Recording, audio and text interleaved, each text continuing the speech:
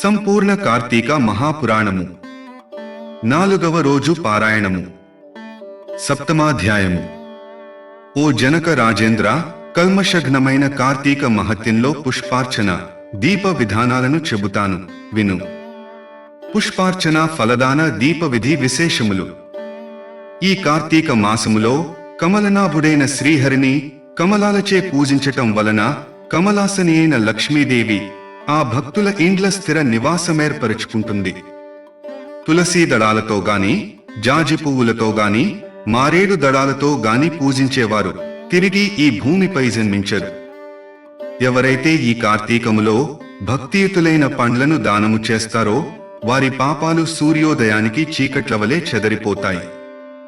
ఉసిరి చెట్టు కింద విష్ణువును ఉసిరికాయలతో పూజించే వారిని తేరిజూడడానికి యమునికి కూడా శక్తి చాలదు. కార్తీకములో ఎవరైతే సాలగ్రామాన్ని తులసీదళాలతో పూజిస్తారో వారికి మించిన ధన్యులెవరూ ఉండరనడం అతిశయోక్తి కాదు. బ్రాహ్మణ సమేతులై ఉసిరి చెట్టు ఉన్న తోటలో వనభోజనమును చేసేవారి మహాపాతకాలు సైతము మట్టిగలసిపోతాయి. బ్రాహ్మణ సమేతులై ఉసిరి చెట్టు కింద సాలగ్రామ పూజ చేసేవారు వైకుంఠాన్ని పొంది విష్ణువు వలె ఆనందిస్తారు. ఎవరైతే కార్తీక మాసములో విష్ణువాలయములో మామిడాకుల తోరణం కడతారో వాళ్ళు పరమపదాన్ని పొందుతారు. పువ్వులతో గాని, అరటి స్తంభాలతో గాని మండపము కట్టిన వాళ్ళు వైకుంఠములో విష్ణువు సామీప్యాన్ని పొందుతారు. ఒక్కసారైనా శ్రీహరికి సాష్టాంగ దండ ప్రణామమును చేసిన వాళ్ళు అశ్వమేధ పుణ్యవంతులవుతారు. విష్ణువునకు ఎదురుగా జప, హోమ, దేవతార్చనలు చేసేవాళ్లు పితరులతో సహా వైకుంఠానికి వెళ్లి సుఖిస్తారు. స్నానము చేసి తడి బట్టలతో ఉన్న వానికి పొడిబట్టని దానము చేసినవాడు 10,000 అశ్వమేధాల ఫలాన్ని పొందుతాడు. ఆలయ శిఖరముపై ధ్వజారోహణము చేసిన వారి పాపాలు గాలికి పుష్పము పరాగము వలె ఎగిరిపోతాయి. నల్లని లేదా తెల్లని అవిసె పూలతో హరిపూజను చేసిన వారికి 10,000 యజ్ఞాల ఫలితము ప్రాప్తిస్తుంది. కార్తీక మాసమందు ఏ స్త్రీ అయితే బృందావన గోమయంతో అలికి పంచరంగులతోనూ శంఖ, పద్మ, స్వస్తికారి నందా దీపాన్ని అర్పించడం వలన కలిగే పుణ్యాన్ని 1000 ఆదిశేషుడైనా పొగడలేడు.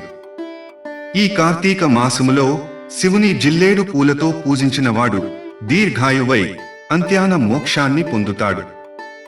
విష్ణువాలయంలో మండపాన్నలంకరించిన వారు హరి మందిరములో చిరస్థాయిగా ఉంటారు. హరిని మల్లె పువ్వులతో పూజించిన వారి పాపాలు సర్వనాశనమై పోతాయి. తులసి గంధముతో సాలగ్రామ పూజను చేసిన వారు వైకుంఠాన్ని పొందుతారు. విష్ణు సన్నిధిలో నాట్యమును చేసిన వారి యొక్క పూర్వసంచిత పాపాలన్నీ నాశనమై పోతాయి. భక్తియుక్తులై అన్నదానమును చేసే వారి పాపాలు గాలికి మంచుతున కలలా ఎగిరిపోతాయి. ప్రత్యేకించి కార్తీక మాసములో నువ్వుల దానము, మహానదీ స్నానము, బ్రహ్మపత్ర భోజనము, అన్నదానము ఈ 4 ఆచరించడం ధర్మముగా చెప్పబడుతూ ఉంది. స్నానదానాదులను ఆచరింపని వారు, లోభియై యథాశక్తిగా చేయనివారు 100 జన్మలు కుక్కగా పుట్టి కడపట చండాలయోనిని జన్మిస్తారు. కార్తీక వ్రతశూన్యులు మరుజన్మలో గాడిదగా పుట్టి తదుపరి 100 పుట్టుకలు సునకయోనిని జన్మిస్తారు. కార్తీక మాసములో శ్రీహరిని కదంబ పుష్పాలతో పూజించిన వారు సూర్యమండలములోనే నివసిస్తారు. ఓ జనక మహారాజా, కార్తీక మాసములో ఎవరైతే అవిసె పువ్వుల మాలను తాము ధరించి తదుపరిని అవిసె పువ్వుల మాలికలతో శ్రీహరిని పూజిస్తారో వారు స్వర్గాధిపతులవుతారు. మాల్యములు, తులసీదళాలతో విష్ణువును పూజించే వనితలు వైకుంఠాన్ని పొందుతారు. ఇంకొక సూక్ష్మాన్ని చెబుతాను, విను. శ్లోకం. కార్తీకే భానువారేతు స్నానకర్మ సమాచరేత్. మాసస్నానేన యత్పుణ్యం తత్పుణ్యం లభతేనూప. ఆద్యంత్యే తిథో మధ్యమే చ దినే యః స్నానమాచరేత్. మాసస్నాన ఫలం తేన లభ్యతే నాత్ర సంశయః. అశక్తులైన వాళ్ళు కార్తీక మాసంలో ఆదివారం నాడు లేదా శుక్ల పాడ్యమి నాడు గాని, పూర్ణిమ నాడు గాని, అమావాస్య నాడు గాని సంకల్పరహితముగా ప్రాతః స్నానం ఆచరించడం వలన కూడా ఆ మాసమంతా స్నానము చేసిన పుణ్యం లభిస్తుంది. ఆ పాటి శక్తి కూడా లేనివాళ్లు కార్తీక మాసము నెల రోజులు ఈ సంపూర్ణ కార్తీక మహాపురాణాన్ని చదివినా వినినా కూడా స్నాన ఫలాన్ని పొందుతారు. కార్తీక మాసము సాయంకాలాలో దేవాలయాలలో శివవిష్ణు స్తోత్రాలను పఠించేవారు కొంతకాలము స్వర్గలోకములో ఉండి అనంతరము ధ్రువలోకాన్ని పొందుతారు. ఇలా ప్రతి కార్తీక మాసములో ఎవరైతే హరిహరులను స్మరించకుండా ఉంటారో వాళ్ళు 7 జన్మల పాటు నక్కలుగా పుడతారనడంలో ఏమీ సందేహము లేదు. సప్తమాధ్యాయ సమాప్త. అష్టమాధ్యాయము. వశిష్ఠుడు చెప్పినదంతా విని జనకుడు ఇలా అడుగుతున్నాడు: మహర్షి, మీరు చెప్పినవన్నీ వినిన తరువాత నాకొక సందేహము కలుగుతోంది. వర్ణసాంకర్యాది మహాపాపాలను చేసిన దుర్జనులు వేదత్రయోక్తాలైన ప్రాయశ్చిత్తాలను చేసుకుననిదే పరిశుద్ధులు కారు అని సమస్త ధర్మ శాస్త్రాలలోనూ ఘోషిస్తుండగా కేవలం కార్తీక వ్రతాచరణ ధర్మలేశము చేతనే సమస్త పాపాలు హరించుకునిపోయి వైకుంఠాన్ని పొందుతారని చెప్పడంలోని మర్మమేమిటి? ఇది ఎలా సంభవం? అత్యంత స్వల్పమైన పుణ్య మాత్రము చేతనే గొప్ప గొప్ప పాపాలు ఎలా నశించిపోతాయి? గండ్రగొడ్డళ్లతో కూడా కూలనేయ సాధ్యముగాని మహాపర్వతాన్ని కేవలము కొనవ్రేలి గోటితో కూల్చడము సాధ్యమవుతుందా? అగ్ని దగ్ధమవుతున్న ఇంటిలో ఉన్నవాడు ఆ మంట మీద పురుషుడు నీళ్లు జల్లినంత మాత్రాన అగ్ని ప్రమాదము తొలగిపోతుందా? ఏ మహానదీ ప్రవాహములోనో కొట్టుకుని పోయే వారిని ఓ పాటి గడ్డిపరక గట్టుకు చేర్చగలుగుతుందా? తనకు తానే కొండచర్యలలోని ఏ లతాసూత్రాన్నే పట్టుకున్నంత మాత్రము చేతనే నదీపాత వేగాన్నించి సంరక్షించబడతాడా?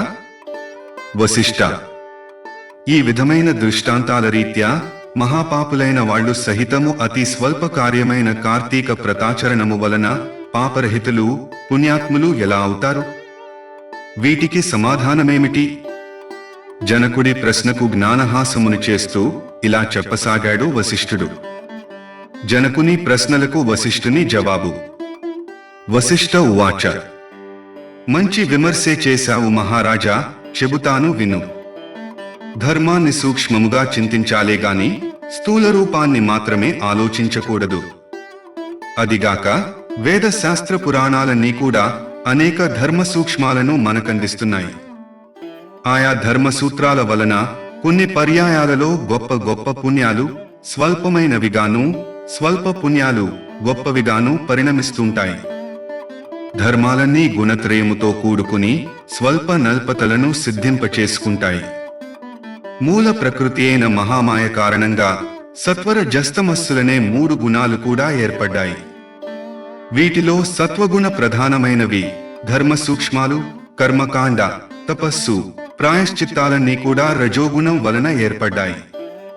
తర్కము, దైవేతర చింతనతో సాగించే దైవీయ కృత్యాలు, ఆచరించే దానధర్మాలు ఇవన్నీ కూడా ధర్మము యొక్క స్థూల స్వరూపాలు. ఇవి తమోగుణము వలన ఏర్పడతాయి. వీటిల్లో సత్వగుణ ప్రధానముగా ఆచరించే ధర్మాలు స్వల్పముగా తోచినప్పటికీ దేశకాల యోగ్యతాదుల వలన విశేష ఫలాలను ఇస్తాయి. దేశము అంటే పుణ్యక్షేత్రం, కాలము అంటే పుణ్యకాలము, యోగ్యత అంటే పాత్రత. బ్రహ్మజ్ఞత కలవాళ్లు ఈ మూడింటిని చింతించకుండా చేసే సర్వధర్మాలు తామసాలు.